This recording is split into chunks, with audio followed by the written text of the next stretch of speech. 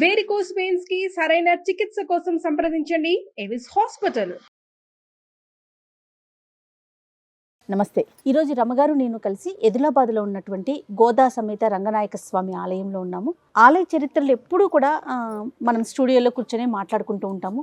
రమగారు దర్శనం చేసుకొస్తారు, తర్వాత ఆలయ చరిత్ర చెప్తుంటారు, అక్కడ చూసింది ఆ ప్రదేశాలు కావచ్చు, ఆలయ యొక్క స్థల పురాణం కావచ్చు. కాకపోతే ఎప్పుడు అలానే కాకుండా ఒకసారి డైరెక్ట్గా ఆలయం దగ్గరకు వచ్చి ఇక్కడే కూర్చొని స్వామివారిని దర్శించుకొని, తల్లిని దర్శించుకొని, ఆలయం సంబంధించిన చరిత్ర కావచ్చు, పురాణం కావచ్చు మాట్లాడుకుందాం అనిపించింది. ఏమంటారు రమగారు? తప్పకుండా జయ. ఎప్పుడు మనం కలిసి వస్తాం. నేను 4 ఏళ్ల క్రితం వచ్చాను జయ. అవునా? 4 years బ్యాక్ చూసాను నేను. ఈ అమ్మవారి కథ విన్నాక తప్పకుండా మనం సుమన్ టీవీలో చూపించాలనిపించింది. అవును. మనం చాలా ప్రఖ్యాతమైన కథ ఒకటి ఉంది మనది, అమ్మవారి చేతికి గాజుల కథ. అవును. ఆ గాజుల కథకి బాగా దగ్గరగా ఉన్న కథా విశేషం ఈ అమ్మవారి దగ్గర కూడా ఉంది. అయితే రంగనాయక స్వామి దేవస్థానం అని చెప్పినా కూడా ఇక్కడ మెయిన్ గోదాదేవే, ఆమె ఈ గుడిని కట్టించుకుందని చెప్తున్నారు. ఇది దాదాపు 700 సంవత్సరాల క్రితం అట. ఈ దేవాలయాన్ని స్థాపించిన వారు, అసలు మొదట ప్రతిష్ఠ చేసిన వారు దేశికర్లని. మన ప్రాంతం వారు కాదు, వీడు తమిళనాడు వైపు నుంచి వచ్చారు. అయితే ఆయన అమ్మవారిని కూతురుగా భావించేవారు. ఆయన్ని భార్యని అమ్మ నాన్న అనేదట గోదాదేవి. ఆవిడ వాళ్ళతో తిరుగుతూ ఉన్నట్టుగా ఉండేదన్నమాట. ఈ ప్రాంతానికి వచ్చి పక్కన ఒక వేణుగోపాల స్వామి దేవాలయం, మనం కూర్చున్న దేవాలయం కంటే కూడా ఇంకా పురాతనమైనది. ఆ దేవాలయంలో అర్చకత్వానికి ఉన్నారు వీరు. దేశకర్లు అంటే వైష్ణవులు. అదే. అయితే ఆయన అర్చకత్వం చేస్తున్న రోజుల్లో అమ్మవారు ఆయనతో పాటు కలిసి తిరుగుతూ, నాకు ఇక్కడ ఒక దేవాలయం కావాలి నాన్న అని అడిగేదట. అడుగుతుంటే ఇది మన ప్రాంతం కాదు, ఇక్కడ ఎందుకమ్మా అంటే, నాకు ఇక్కడే ఉండాలని ఉంది, నాకు ఇక్కడ దేవాలయం కావాలని. ఆవిడ నీకెందుకు, నేను ఏర్పరుస్తానని ఈ ప్రాంతంలో ఉన్న ధనికులకి స్వప్నంలో ఆదేశం ఇచ్చిందట ఆ తల్లి. ఇక్కడ ఒక వేణుగోపాల స్వామి గుడిలో అర్చక స్వామి, ఆయన ఇక్కడ నా కోసం గుడి కడతాడు, ఆ గుడికి సహాయం చేయమని. వాళ్ళంతటా వాళ్ళే సహాయం చేసి ఈ దేవాలయం నిర్మించారు. 700 సంవత్సరాలు అయ్యింది. మనకు ఆలయ నిర్మాణం కూడా చాలా పురాతనంగా కనబడుతుంది. ఎక్కడ సిమెంట్ ఛాయలు లేవు, అంతా రాతి కట్టడంగా కనిపిస్తుంది. మనకి శ్రీ విల్లిపుత్తూరులో అంటే గోదాదేవి జన్మస్థానమైన విల్లిపుత్తూరులో స్వామివారు అంటే రంగనాథులు, రంగనాయకుడు అని చెప్తారు. అమ్మవారు రంగనాయకి, రంగనాథుడు అక్కడ రంగనాయకుడుగా ఉంటాడు.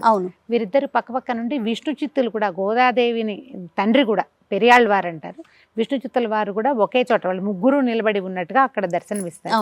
అదే దర్శనం మనకి ఇక్కడ లభిస్తుంది. విష్ణు చిత్తుల వారు, మధ్యలో స్వామివారు, కుడివైపు గోదాదేవి నిలబడి ఉన్నట్టుగా ఉన్న ఏకశిల మీదే ముగ్గురు విడివిడిగా ప్రతిమా విశేషాలు మనకు కనిపిస్తాయి. చాలా వింతైన విషయం, ఒక కథ ఉంది ఇక్కడ.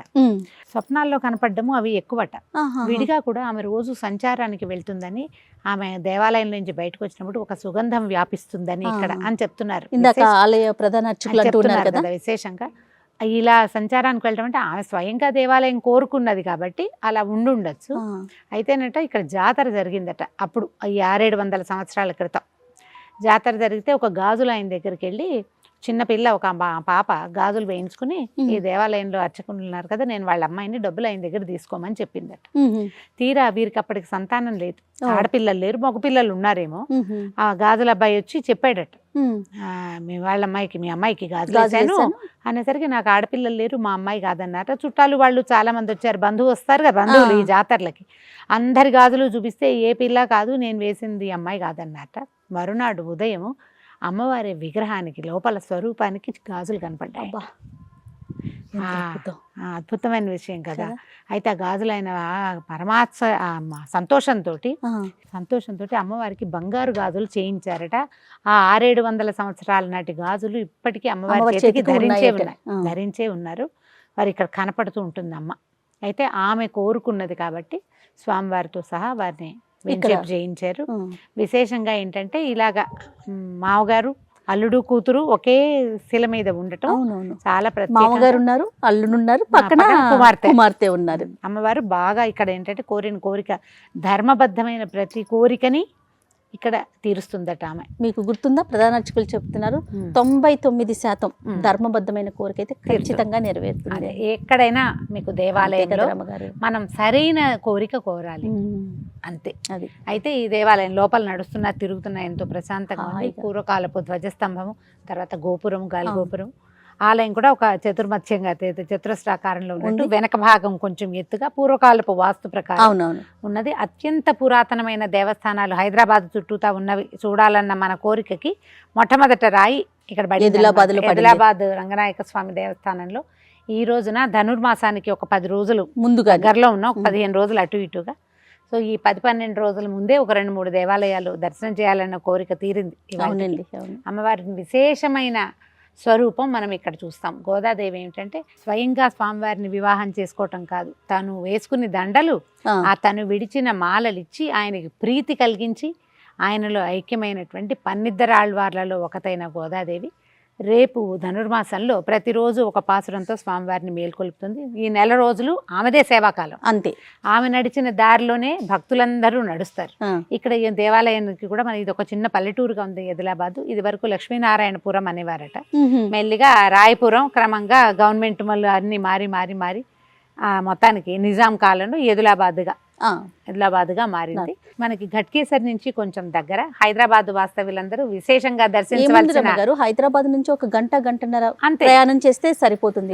చాలా బస్సులు, ఆటోలు, ట్రాన్స్పోర్టేషన్ అనేది బాగుంది, చాలా సులువైంది కాబట్టి ఆల్రెడీ చూసిన వాళ్ళు చూసినట్టు, చూడని వాళ్ళు చూడవలసిన క్షేత్రమైన ఇది ఖచ్చితంగా పట్టించారు. అయితే ప్రతి నెల మొదటి ఆదివారం నాడు సుదర్శన హోమం జరుగుతుందట.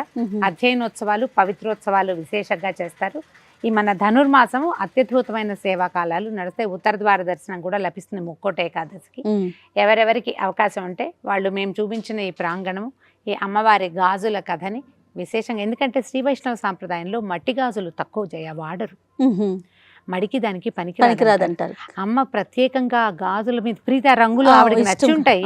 అందుకని ఇక్కడ అమ్మవారికి గాజులు సమర్పించడం కూడా మనకి విశేషంగా కనపడుతుంది. ఆలయానికి ముందున్న కొట్లలో కూడా మనం చూసుకుంటే గాజులే ప్రధానంగా అమ్ముతా ఉన్నాయి, మట్టి గాజులు ఉన్నాయి.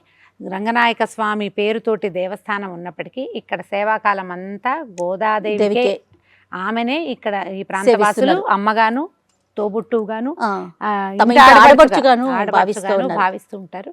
ఇక్కడ జరిగే పూజా విధానాలన్నీ కూడా వైష్ణవ సాంప్రదాయాన్ని అనుసరించే ఉంటాయి. ఒకే కుటుంబం వాళ్ళు ఈ 700 సంవత్సరాల నుంచి తరతరాలుగా వారి కుటుంబం అంతా కూడా అమ్మవారి సేవలోనే ఉన్నారు. ఎవరెవరికి అవకాశం అంటే వాళ్ళందరూ ఈ ధనుర్మాసం రాబోతున్న కాలంలో, మార్గశిర మాసం పురుషోత్తమ మాసం కదా, ఈ మాసంలో అమ్మవారితో కలిసి వేంచేసి ఉన్న రంగనాథ స్వామిని చూసి దర్శనం చేసుకోండి. వారి అనుగ్రహానికి, కృపకి అందరూ సుమన్ టీవీ ప్రేక్షకులందరూ పాత్రలు కావాలని కోరుకుంటున్నాం. రైట్, నమస్తే.